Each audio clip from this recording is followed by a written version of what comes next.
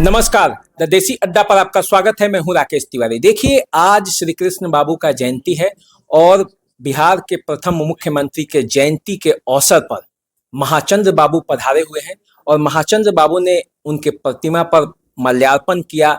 एक सभा हुआ और उस सभा के बाद बिहार को इन्होंने एक संदेश दिया। तो सवर्ण आयोग के अध्यक्ष महाचंद्र प्रसाद सिंह आज हमारे साथ हैं, द देसी अड्डा पर हैं। तो इनसे जानते हैं कि श्री कृष्ण बाबू के जयंती पर ये क्या बिहार को संदेश देना चाहते हैं। पहले यहीं से शुरुआत करते हैं। देखिए, मैंने चर्चा किया परम पूज्य डॉक्टर श्री कृष्ण सिंह का आज की जयंती समारोह है, पूरे देश में प्रदेश में मनाया जा रहा है।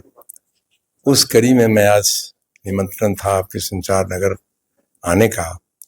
यहाँ पर सब व्यवस्था थी, श्री बाबू की तस्वीर रखी थी और बड़ी संख्या में लोग एकत्रित थे। तो जयंती समारोह हुआ, उसके क्रम में मैंने चर्चा किया कि आज़ादी में जो श्री बाबू की भूमिका रही, और मैंने कहा कि देश में पहला नेता ऐसे थे जिन्होंने आज़ादी के लिए देह जलाया, देह जग किया। और हमने चर्चा के क्रम में कह दिया, जब 1930 में नमक सत्याग्रह का आह्वान किया था राष्ट्रपिता महात्मा गांधी ने, और जवाबदेही श्री बाबू को दिया था उन्होंने कि गढ़पुरा में वो नमक बनाने का। तो संजोग ऐसा था कि श्री बाबू मुंगेर में थे, उनकी तबीयत खराब हुई, और मैंने चर्चा किया भी आप सबके सामने कि 25-26 किलोमीटर की दूरी थी गढ़पुरा की, और महात्मा गांधी ने जवाबदेही दे रखा था। उसमें डॉक्टर श्री कृष्ण सिंह ने बुखार में पैदल चल करके पहुंचे गढ़पुरा, समय पर, निर्धारित समय पर पहुंच गए, और वहां पर तपते वो प्रक्रिया चालू थी नमक बनाने का। कड़ाह को उन्होंने चढ़ा दिया तपते हुए आग पर, और गर्म होने लगा, पानी खौल रहा था, प्रक्रिया जो होती है नमक बनाने का। उस बीच में जमींदार के, मैंने अंग्रेजों के दलाल में कहूँ, जमींदार और कुछ अंग्रेज ने लिखा है किताबों में कि बाज की तरह श्री बाबू पर झपटा मारा कि कड़ाह को उलट दें। ये जो मैंने कहा कि ये पहले व्यक्ति थे देश के कि इतने आज़ादी के लिए जो उनकी तरफ थी, ललक थी, वो दिखा। उन्होंने कड़ाह को पकड़ लिया, कलेजे से लगा लिया सीना से, और दोनों बाह श्री बाबू का जल गया और कलेजा जला। अंत तक ये दाग मिटा नहीं। ये कुर्बानी थी डॉक्टर श्री कृष्ण सिंह की आज़ादी की लड़ाई का। उस क्रम में मैंने चर्चा कर दिया कि उनके दिल में तेवर था आज़ादी के लिए। जब वो पढ़ते थे इंट्रेंस क्लास में, मैट्रिकुलेशन में, मुंगेर में, तो वहाँ भी किताब में लिखा है कस्टर्नी घाट पर वो जाकर उन्होंने कसम खाया था, और कसम खाया एक हाथ में कृपाण, एक हाथ में गीता लेकर, कि जब तक भारत माता को आज़ाद नहीं करेंगे तब तक हम चैन से नहीं रहेंगे। और उस कसम का उन्होंने निर्वहन किया। तो लगातार प्रयासरत रहे देश की आज़ादी के लिए, और देश आज़ाद हुआ। तो देखिए, अब तो देश भी आजाद हो गया और उन्हीं की धरती पर चुनाव है, और चुनाव है तो एनडीए गठबंधन के आप एक मजबूत नेता हैं। प्रथम चरण का चुनाव है 121 सीटों पर। क्या लगता है एनडीए का परफॉर्मेंस कैसा रहेगा? देखिए, अपने यहाँ देश का लोकतंत्र मैच्योर्ड है। काम पर वोट, पार्टी के नेतृत्व पर वोट, पार्टी के नेता के नियत और नीति पर वोट देने का लोगों का विचार होता है। सुखद संजोग है कि देश पे एनडीए का नेता विश्व स्तरीय नेतृत्व है हमारा। माननीय नरेंद्र मोदी जी देश के एनडीए के नेता हैं, जिनका व्यक्तित्व भारत से ऊपर विश्व का है। यदि विश्व में कोई पत्ता खड़खड़ाता है, दो देशों में कहीं कुछ खटपट हुआ, तो किसको याद करता है? इस देश का प्रधानमंत्री माननीय नरेंद्र मोदी का। ये नेता हमारा, और उस नेता का नीति और नियत बड़ा साफ है। इसलिए जो परिस्थितियां दिख रही है उसमें बहुत अच्छे ढंग से, और बिहार के नेतृत्व माननीय नीतीश कुमार जी कर रहे हैं। उन्होंने भी प्रदेश के लिए किया है, कंट्रीब्यूट किया है, हर सरकार की योजनाओं का लाभ हर घर में पहुंचाने का कोशिश किया है। तो जो टिकट वितरण हुआ अभी, तो टिकट वितरण का नजारा तो देखे, कैसा महसूस करते हैं? आप लोगों के समय में भी टिकट वितरण होता था, इस समय भी, ये खास करके ये चुनाव दोनों गठबंधनों का टिकट वितरण हुआ, क्या महसूस किया आपने? देखिए, टिकट बंटवारे में कहीं न कहीं गड़बड़ियां तो हुई। गठबंधन में, महागठबंधन में तो मतफरोगल हो रहा है। हमारे यहाँ थोड़ी चर्चा होती है, लेकिन फिर भी इस प्रदेश के गृह मंत्री जी आए और पॉलिटिकली जहाँ जहाँ गड़बड़ियां थी उसको बुलाया, उन्होंने समझाया। निश्चित रूप से लगता है कि एनडीए गठबंधन एक होकर चुनाव लड़ने की स्थिति में है। पांचों दल मजबूती से एक साथ लड़ेगा चुनाव। और देखिए, मैं बताऊं, मैं भी चुनाव, मैं या हमारा परिवार का लोग लड़ना चाहता था बनियापुर से, और मैंने 2 साल से वहाँ पंचायत स्तर पर टीम बनाई थी, काम किया था लगातार। 2024 मेंबरशिप भाजपा का हमने वहाँ बड़ी बड़ी तेजी से करवाया था, बड़ी संख्या में करवाया था।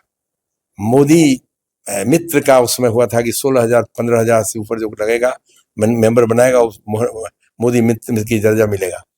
उसमें हमने 2-2 करवाया था, लेकिन संजोग था ऐसा, वहाँ परिस्थिति बाध्य किया पार्टी को, गठबंधन को, कि सिटिंग था आरजेडी का, उसको किसी न किसी रूप में एनडीए ज्वाइन करवा लिया। चाहे जो भी कारण हो, वो वही उम्मीदवार हो गया, तो निश्चित ही हमारी परेशानी, मैं देख रहा हूँ, हमसे तकलीफ किसी को ज्यादा नहीं है। तो फिर भी मैं उसको हटाकर आज आप क्या हूँ, एनडीए से हाथ जोड़कर वोट मांग रहा हूँ घूम करके। ये एनडीए है। तो आपने बनियापुर की चर्चा कर दी, तो बनियापुर में तो आपके जो मुख्य प्रतिद्वंदी रहे हैं लोकसभा के चुनाव में, प्रभुनाथ सिंह, उनके भाई चुनाव में है और आप ही के दल से हैं। तो क्या आपका समर्थन रहेगा? क्या आपका मतलब, आप क्या कहना ना चाहते हैं? बिल्कुल, मैं कहा कि मैं एनडीए का समर्पित कार्यकर्ता हूँ। जब एनडीए ने तय कर लिया और हमारे देश के प्रधानमंत्री माननीय नरेंद्र मोदी जी ने तय कर लिया, राज्य नेतृत्व ने तय कर लिया, एनडीए का सब मिलकर तय किया, तो निश्चित रूप से हम वो कैसे चुनाव उनको जिताने का प्रयास करेंगे। 36 साल तक जहां पे आपने प्रतिनिधित्व किया, 36 साल का जो क्षेत्र है बड़ा लंबा चौड़ा है आपका सारण स्नातक क्षेत्र। उस क्षेत्र में इस बार आपकी क्या योजना है और आप एनडीए को कहां खड़ा होते हुए देखते हैं? नहीं, देखिए, हम तो आज भी मैं कहता हूँ कि पूरे बिहार में दुख सुख में महाचंद्र सिंह रहने का प्रयास करता है। आज भी 300-325 किलोमीटर पर डे गाड़ी हमारी चलती है। मैं 20 से 22 दिन बाहर ही रहता हूँ, कभी इस जिला, कभी उस जिला, कभी उस जिला, कभी उस जिला। इस तरह से एवरेज में देखा कि 300 से अधिक हमारी गाड़ी चलती है पर डे। तो राज्य को मैं पहचानता हूँ, दुख सुख में रहता हूँ।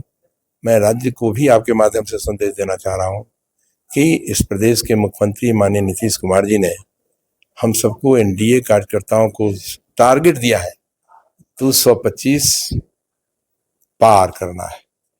तो उसके लिए हम सब लगे हुए हैं, प्रयास करेंगे, और लगता है कि 225 एनडीए पार करेगा।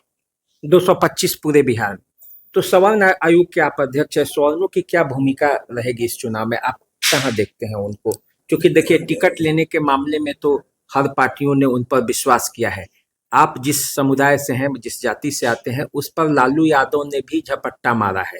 तो क्या लगता है कि इस बार भूमिहारों को लालू प्रसाद यादव अपने तरफ आकर्षित कर लेंगे?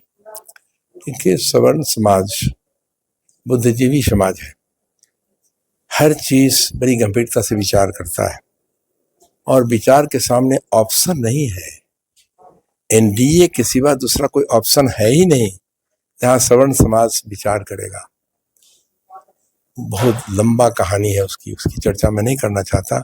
मैंने चर्चा अभी किया है कि इस देश में आजादी के बाद पहला प्रधानमंत्री मैं कहता हूँ माननीय नरेंद्र मोदी जी को, जिन्होंने सवर्णों के लिए 10% आरक्षण की व्यवस्था किया, संविधान में संशोधन किया 2019 में, और 2022 में उन्होंने घोषणा कर दिया। कोई दूसरा सवर्ण का कलेजा, कोई दूसरा नेता का कलेजा नहीं था जो सवर्ण के नाम पर आरक्षण की व्यवस्था करता। उस आरक्षण का लाभ सवर्णों को मिल रहा है।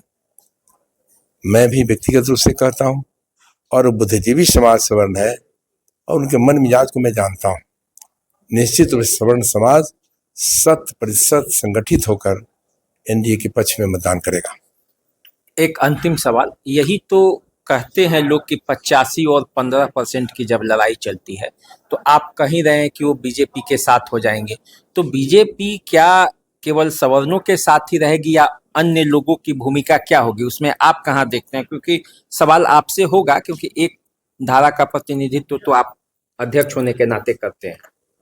ये देखिए, ये लोकतंत्र में कई तरह की बातें होती है, लेकिन अभी बिहार की जो तस्वीर है, तस्वीर में मैंने चर्चा कर दिया कि देश के स्तर पर नेतृत्व की चर्चा है, नीति और नियत की चर्चा है कि प्रधानमंत्री जी की नीति भी बड़ी स्पष्ट है, नियत भी बड़ा साफ है।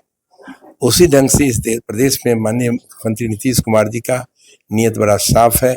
उन्होंने प्रयास किया है कि हर घर में सरकारी योजनाओं का लाभ गरीबों तक मिले, महल से लेकर झोपड़ा तक मिले, उसका लाभ मिलेगा। उसमें सवर्ण समाज भी है, सवर्ण समाज को भी लाभ मिल रहा है और मिलने वाला भी है, मिलेगा भी। ऐसी स्थिति में सवर्णों का वोट निश्चित रूप से मेजॉरिटी वोट एनडीए के पक्ष में होगा। तो देखिए, ये महाचंद्र सिंह है, इनको और भी जगह जाना है क्योंकि चुनाव का माहौल है। आप जानते हैं नेताओं को आजकल फुर्सत नहीं है, 12 बजे रात तक, 2 बजे रात तक गांव में घूम रहे हैं और ऐसे में बहुत बड़ी जवाबदेही है पूरे प्रदेश की।